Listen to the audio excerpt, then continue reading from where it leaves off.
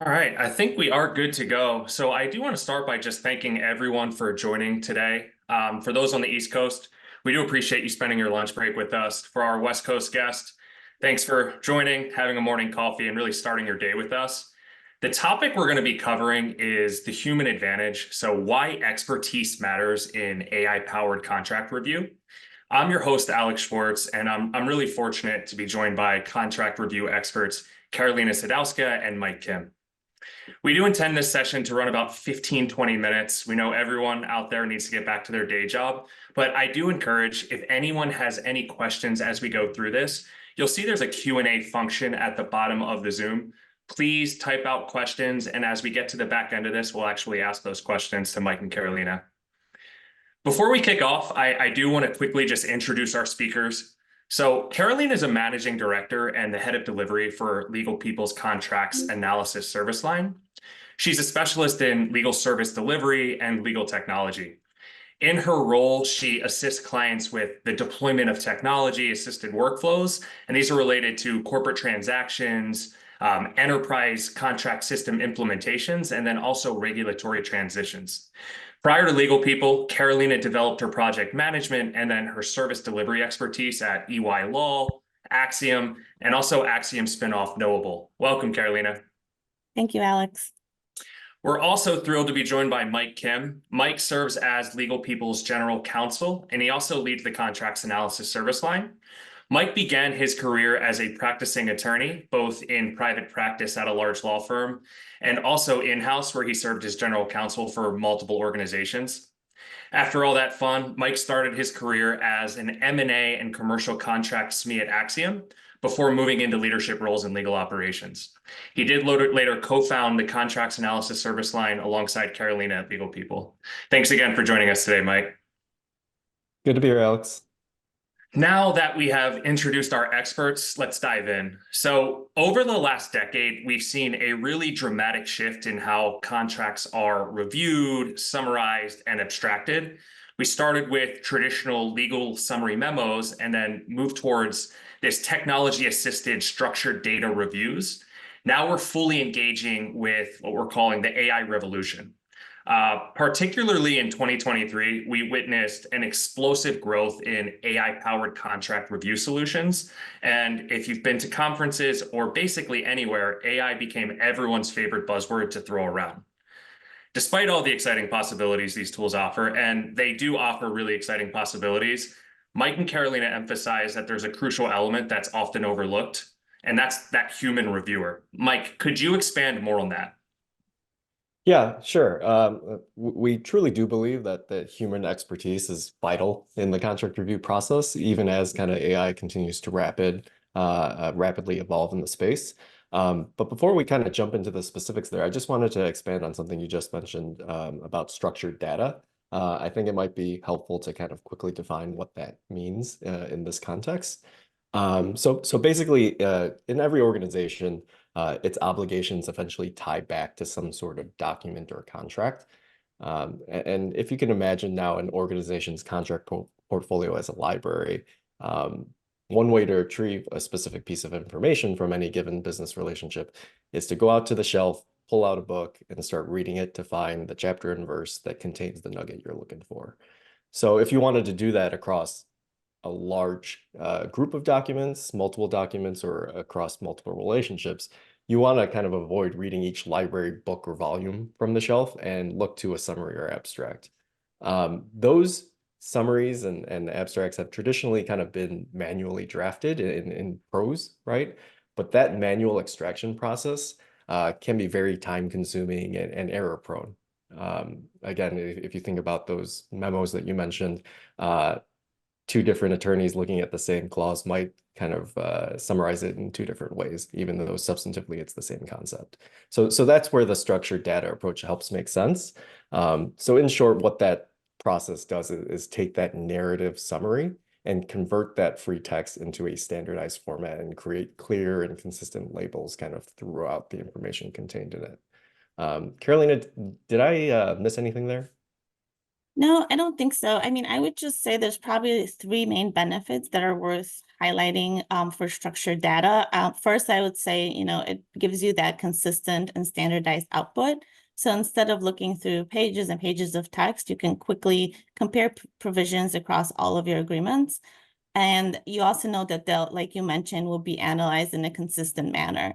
Then the next thing would be that structured data allows you to quickly gain actionable insights. So by extracting key terms and clauses, you can identify trends, you can understand risk factors, and you can make informed decisions on things like negotiations or renewals or other legal issues. And then finally, I would just highlight that, a pretty obvious benefit is just the enhanced reporting, which allows you to slice and filter the data to really understand your contractual landscape. An example I like to give here is, let's say you're looking to pull in all your contracts that expire in the next 6 months and have a value of, let's say, $1 million. You can really do that very quickly with structured data and get to that information with this enhanced reporting. So with all that said, even though AI can absolutely make this process of getting to that structured data more efficient, and we definitely leverage AI in our practice as well, you don't want to just forget about accuracy and having reliable results at the end of a project as well. Carolina, that's helpful. And Mike, I do want to point out, I think that library book metaphor is such a good way to help learn this. It makes so much sense. My next, I kind of want to ask this. Can you explain how you would manage to efficiently achieve the structured data output, while, of course, it's extremely important to maintain the accuracy over the course of the project? Yeah, that's a great question. I can take this one. So, as we all know, in today's world, everyone wants to be more efficient and be more cost effective. But there's a common misconception that automation is like the easy button. And there's definitely critical shortcomings in just relying on AI alone. Yeah, maybe just to piggyback off that. So again, we mentioned AI is kind of evolving every day at a rapid pace, but it still makes mistakes, right? We've all heard about those hallucinations that happen that pop up on the news that AI can make. But kind of at a more basic level, that AI is following pre-programmed instructions or algorithms, right? And simply they're just not there yet as far as the legal judgment goes that trained attorneys might have to identify and interpret, complex and substantive legal issues accurately and correctly.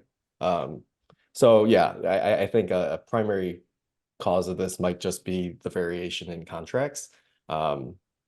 Contracts themselves can be as kind of varied as the people drafting them, and they're constantly being customized and modified through negotiation or changes in internal policies. So there's just not one single standard way of drafting a contract, which kind of creates that sort of learning curve that the AI is working through right now. So we started this conversation talking about the AI revolution, and something this point actually brings up for me. Have you guys ever experienced, in your projects, not in your project specifically, but you see it all the time, there's these pure automation solutions. Have you ever encountered there being an issue where a company is using, a purely automated tool where they have challenges down the road because they've used that? Yeah, absolutely. And actually, we have encountered those in our own projects where AI just misinterpreted or even completely missed a key legal term from a contract. And there's a couple of reasons for why that happens. Something as simple as just a bad scan of the agreement can cause AI to miss complete provisions within the contract. But an even bigger concern, I would say, is just poor training data, which can cause AI to extract the wrong information or just completely misinterpret legal clauses. And these types of errors can lead to, missed deadlines. And if they're caught and, require some rework, or just bad decision making across the business since the underlying data is just wrong. And in the legal function, I would say, even a single mistake like that can have pretty significant consequences. So it sounds like the ability to really just, you're blending that human expertise with the AI powered review process. What you're saying is you're actually enhancing the efficiency of the project. Yeah, just to kind of add to what Carolina just mentioned, that rework and remediation for, either errors or false positives in AI output, that's obviously the immediate cost savings that you'd avoid with kind of a human layer of quality control. But kind of when you take a step back and look at the higher organizational goals and at that kind of leadership level, when you add those humans or attorneys to a review process, they add a layer of trust and really do provide comfort in the accuracy of the output. So again, when you're trying to kind of internally sell these initiatives or adoptions of technologies within a company, it really helps in that change management effort to really have stakeholders really buy into what you're getting out of any sort of AI system. So again, I think there's anecdotes all the time about CLM systems or other kind of technology items just not being widely adopted, and that human kind of extra layer of expertise would help avoid that. Mike, you brought this up, and this question, Mike or Carolina, please feel free to answer this, but you brought up CLMs. They're a massive thing people are thinking about right now. Do you have any examples you could provide from a CLM implementation project that you've worked on? Yeah, I can take this one because I can think of a few actually. We had a recent engagement where a client was struggling to implement a new contract management system. And the reason for that is when they initially launched, their vendor told them that the AI extraction tool could extract information as the contracts are uploaded into the new system. And without a lot of training data, that extracted information turned out to be just very inaccurate. And then on top of that, the legacy contract data that was migrated into the system ended up just being inaccurate and full of gaps as well. So at the end of the day, the client, and the users ended up doubting what was in the system. And they just went back to doing things the old way. And that obviously destroyed any return on investment that they had. Yeah, just to maybe piggyback on that ROI piece there real quick, because again, from a business perspective, that's ultimately what the corporate leadership wants to see. There is a Gartner study out there that one of the findings was that an average in-house lawyer spends about 25 to 40% of their time doing work that does not need to be done by a lawyer. So again, that's just a lot of time and money that's being kind of underutilized by that legal professional within a legal department, and that tends to be a driver for some of these technology adoption and AI efforts. But again, most people will tell you, even in the tech platform and CLM industry, that any sort of software is only as good as the information you put into it, and so you do need that high quality, trustworthy data to ultimately successfully implement any system that you do decide to put into your company, legal department, procurement department, whatever the case may be. So yeah, in a nutshell, AI can be a powerful tool to really speed up and accelerate the review process, but that human layer kind of we have found to be pivotal, right? To just ensure that accuracy and fully realize that return on investment. I think the main question I kind of come up with as you guys are talking through, the human expertise and that human element as you're, going through a contract review, my question would be, and probably people in the audience are thinking, okay, so you need to incorporate the human into this, but, do you have any practical strategies for how you're integrating the human element into the workflows? Yeah, I would say most importantly and key is just to make sure to provide really robust training to the contract reviewers. To make sure that they not only understand the protocol of the project, but are also understanding all of the nuances of the contracts of that particular engagement that they're working on. And then I think it's just a matter of setting up effective workflows that target the clauses that are really most prone to errors. So let's say AI is really good at capturing the effective date in a contract, but is struggling with identifying and finding indemnification. So that's where you would want to make sure you're focusing your human resources to make sure you're catching those errors pretty early in the process. That makes complete sense. So basically blending the human oversight with the power of the AI. So you're not only boosting the efficiency, but you are also ensuring the accuracy. Right, that's exactly right. It's just by taking this hybrid approach, you're ultimately in the long run saving time and money. Perfect. I just glanced down at it. I see it's 12:45. So I promised 15 to 20 minutes in the beginning of this. I do want to make sure we have a couple questions that popped up into the Q&A. But before I move to that, Mike, any parting thoughts before we do move on to that section? Yeah, sure. One anecdote that I did want to share today is the other day I attended a legal conference where they conducted kind of a live poll of the audience, and just what I saw is around 50% of the audience had responded that their organizations had adopted some guardrails around the use of AI in the delivery of legal work, and kind of the remaining 50%, a pretty large group from that population responded that their organizations had planned to do something similar, right? Again, I think companies all the time are facing the question of how to use AI thoughtfully and again within the compliance parameters of the larger company. Another kind of quick little anecdote from that conference is that even OpenAI, the creators of ChatGPT, actually prohibits the use of ChatGPT in their own legal department. So it just kind of tells you that it is an evolving field. But that shouldn't stop anyone from using AI tools.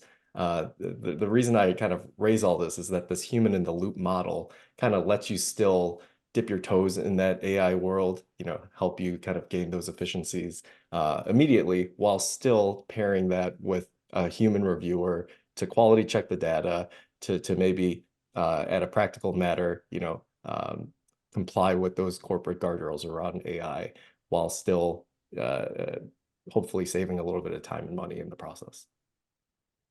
That's pretty funny. So OpenAI is actually prohibiting sort of their own tool, which it's just interesting because at conferences you're obviously hearing a lot more about generative AI. So that's a really interesting thing that got brought up. Thanks, Mike. I know I said let's switch gears a little bit. Please still continue to enter questions into the Q&A, but I am going to start throwing these questions out at you, Mike and Carolina. These are the audience questions.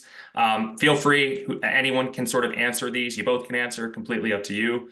The question number one is, you refer a lot to AI today, but sometimes I get confused about all the terminology regarding the topic: machine learning, large language models, natural language processing, etc. Can you clarify what AI means in the context of contract review? Yeah, I can handle this one. Yeah, that's a great question, and it is kind of probably a good foundational piece to know. So artificial intelligence, AI, at kind of the highest level, is just having computers execute a set of instructions. I think I mentioned algorithms before. That's just the fancy AI term for it. And that's been around for a while, right? I think they started experimenting with that in like the 1950s. There are uses of AI that people are familiar with and use every day, things like Google search engines, Netflix recommendations, Amazon recommendations when you're shopping online, that sort of thing. But in kind of the modern legal context, we start getting into what Carolina was mentioning about training data, right? Where it's the world of machine learning, where these algorithms now get exposed to huge amounts of information and data, so that those algorithms can start learning the patterns and structures in that training data to then ultimately make predictions on what it thinks will come next, right? And those predictions can be, text extractions, they can be summarizations, or kind of what, again, is mostly in the headlines nowadays is that generative AI, that generation of text, images, and other things there. So, I think maybe that's the way it all kind of fits in. Just to maybe tie it back to some of the things that we're talking about. Again, as AI is evolving and developing, there are a couple different points of failure there, where inaccuracies can kind of creep into that AI output. The algorithm itself, right, might just misinterpret prompts. If you ask for the commencement date of a contract, it might surface the contract execution date, right? Because it just might not understand what you're asking it. And, from prior training data, they look very similar. So that's, I think, one point of failure. And then another piece, just kind of repeating what Carolina mentioned a few moments ago, is that training data needs to really be clean and accurate for the algorithm to then, again, apply those patterns and lessons into the next prediction it makes, right? So again, when you do have a legally trained individual, it might kind of catch some of those things that AI generated output spits out there, just based on experience, familiarity with the subject matter, that sort of thing. Great. We did have one more question in here, so I am going to ask the last question, which is, how do you choose the people who are providing the human touch or expertise in review? Yeah, I could take this one. It's another great question. Just as an example, in our delivery model, we use US-based legally trained contractors for our projects. And the reason we do that is we think they provide a high level of accuracy on contract review engagements. But I think most importantly, when you're choosing or deciding who to go with as a service provider, you just need to make sure they have a deep bench of contractors, which allows you to staff a project with contract reviewers that have the required experience and the required expertise to make sure that at the end of the day, you are getting that high quality output that we've been talking about. Awesome. That looks to be the last question. I do know that any call or conversation I've ever been a part of, the best thought always happens right after you get off. So if anyone in the audience does have anything that sort of pops up when they hop off this call, please feel free to reach out to us. We're happy to answer these offline as well. Thank you so much for joining today. I do want to give a special thanks to our guest speakers, Mike and Carolina, for your time and your insights during this call. A quick reminder, everyone will get a recording of this webinar. Whatever email that you registered with, you will get a recording. Also, if anyone is attending Clock in Vegas in a couple weeks, please feel free. If you see us, please come say hello. I think all of us are attending the conference. Thanks for attending today and have a great rest of the week. Thanks so much.